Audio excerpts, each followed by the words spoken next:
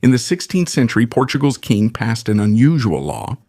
All vassals with money and income had to own weapons, and if he didn't have them, he could pay a fine until he acquired the weapons defined by law. But this immediately raises a series of questions for us. Why did the Portuguese state encourage the arming of the population? How did this help the kingdom? And after all, wasn't this dangerous? What were the punishments for those who didn't buy weapons? And how did the Portuguese crown manage to turn a matter of state into a quest for distinction and nobility? In today's video, we are going to study how and why the Portuguese state forced its subjects to always be armed, and how this influenced later legislation and the formation of Lusophone societies. Before we start, if you enjoy our content, join our channel now. That way, you'll have access to our group and exclusive content, including live classes. To dive even deeper into the behind the scenes of history, to understand how Portugal turned arming the population into a state policy, we need to go back to the country's origins during the Reconquista War. The Iberian Peninsula, unlike the rest of Europe, was the site of many wars between Christian kingdoms and Moors. Even though at times Christian kingdoms and Muslim taifas allied, when they fought, it often happened that battles were waged without quarter, that is, without any prior communication and without taking prisoners. In many battles, such as Salado and Las Navas de Tolosa, the Moors received tens of thousands of reinforcements from North Africa. Thus, the Christian kingdoms, as a means of survival, needed to be able to mobilize armies very quickly. That's because, in a matter of weeks, an enemy force could be spotted and a battle would need to be fought. And for that, unlike French and German feudalism, which was based on strict vassalage relationships, the Iberian kingdoms offered payment in cash to soldiers to maximize the participation of people able to fight. And the kings decentralized the structure for the rapid recruitment of troops. In Castile and Portugal, it was common for many lands and cities to be under the control of nobles and military orders.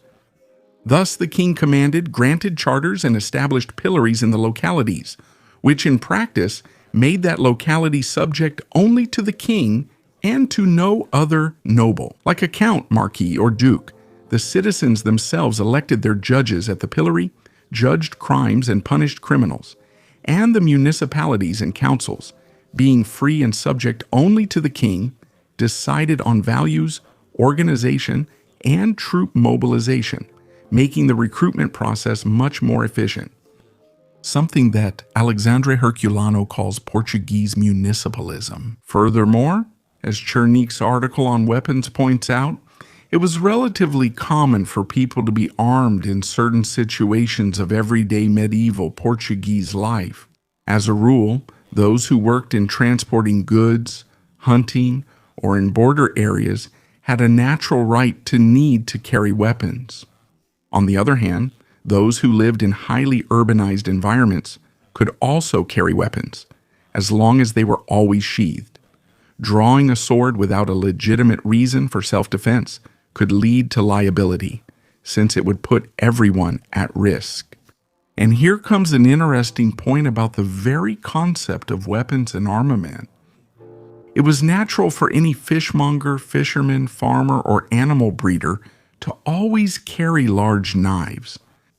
Whether it was for deboning or removing scales from the meat they handled, or for example, a farmer would also carry his work tools, and according to the article in question, during certain times of crisis, like shortly before the death of Dom Fernando III, when the kingdom was going through unrest, Dom Fernando tried to control the circulation of weapons, but limited himself to banning large weapons and their frequent use in Lisbon, while still maintaining the citizens' right to carry and possess them. In other words, it was something natural for Portuguese citizens to be able to carry weapons even within large urban centers.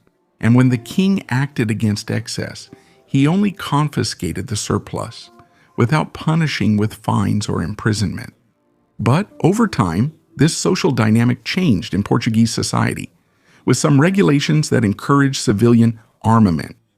On December 6, 1569, the young Dom Sebastião was just 15. He enacted the law of arms, which required anyone with money to have weapons to be used in the defense of the kingdom. According to the law of arms, the amount of weapons had to be proportional to the income they had. I, Dom Sebastião, announce to all who see this law that it is appropriate for the service of our Lord and the benefit of my kings and lordships. All my vassals with property and of age must have horses and weapons. And as the kings of these kingdoms and their predecessors have so ordered. And it also required the nobles to have horses with saddles, jennet bit, black consolet and helmet, as well as a dagger and a sword. And it also adds that any nobleman who does not have a horse and the said items will pay a fine each time he does not have them or is missing any of them. 20 cruzados, half to the informant, half to the Ordinances chapter. In other words, a wealthy person could just keep paying a fine as long as they didn't have weapons at their disposal.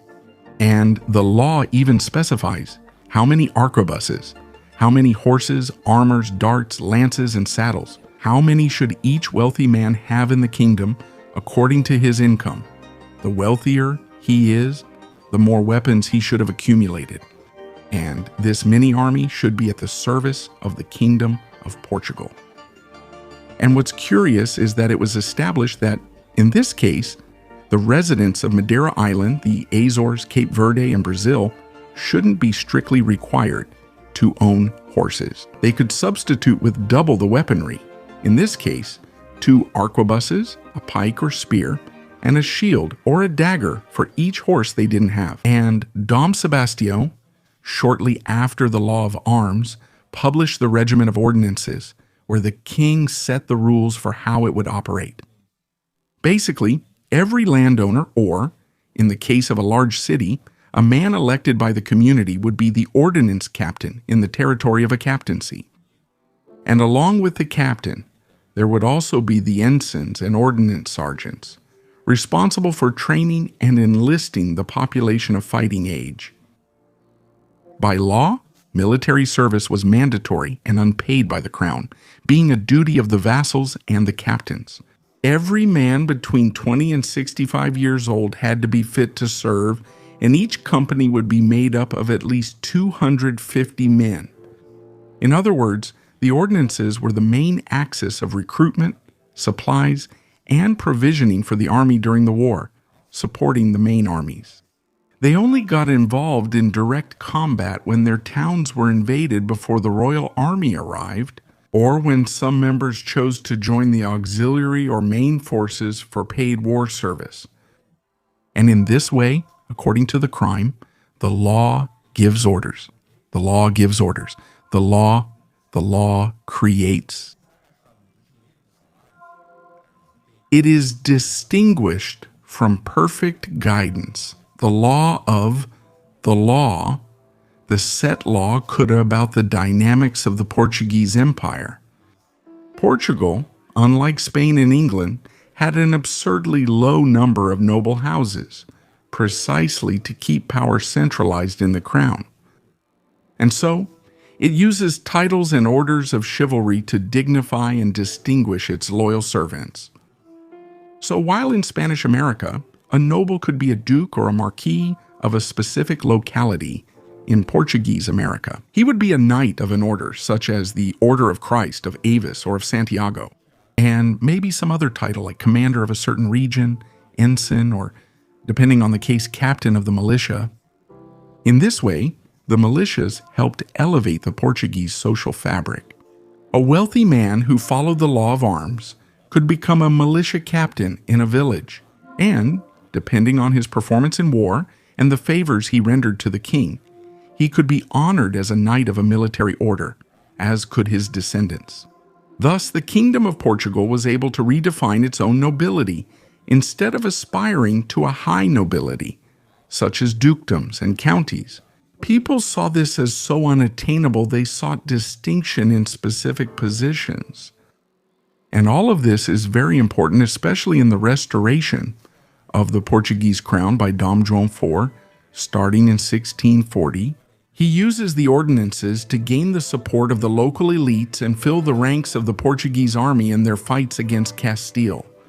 Meanwhile, in Portuguese America, especially border areas like Rio Grande do Sul, the ordinances aided rapid mobilization during wars against the viceroyalty of the Rio de la Plata.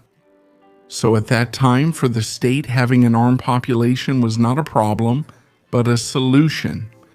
It was a way to contain a territorial invasion, until the arrival of the professional army or paid militias to fight the foreigners.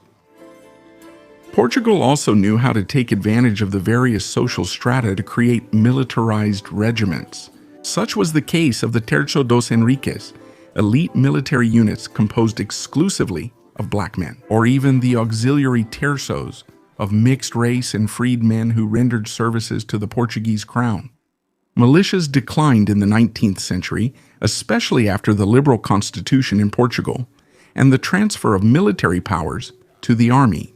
But we still see traces, for example, in the Imperial Constitution of Brazil, which expressly stated in its Article 145 that all Brazilians are required to take up arms to uphold the independence and integrity of the empire and defend it from its enemies, both external and internal. And all of this brings us a series of interesting reflections about the changing role of the state over time. With the rise of revolutionary ideas that questioned the very crown, the state no longer encouraged citizens to have weapons, but rather to disarm themselves. The state took over the monopoly of the armed forces and abolished the militias, institutionalizing conscription in the armed forces while with the ordinances. The goal was to teach the population how to shoot and fight and to have them mobilized in case it was needed. Nowadays, in a long period of external peace, the armed forces do not see the need for this purpose. And if before the vassals aimed to be honored as knights by the King of Portugal, joining some military order to be proud of, what about nowadays? Aspirations have changed completely, with honorary orders no longer having the same social weight they had in the past. This demonstrates how much social dynamics can change. Portugal was able to perfectly combine its subjects' desire to distinguish themselves through titles with the struggle for national independence. Through the ordinances, it preserved its territory's autonomy and unity through an efficient and organized system, which proved to be effective in the times when the country needed it most. Did you know these facts? What surprised you most? So leave your comment right now to support our work and take the opportunity to become a member of the channel right now.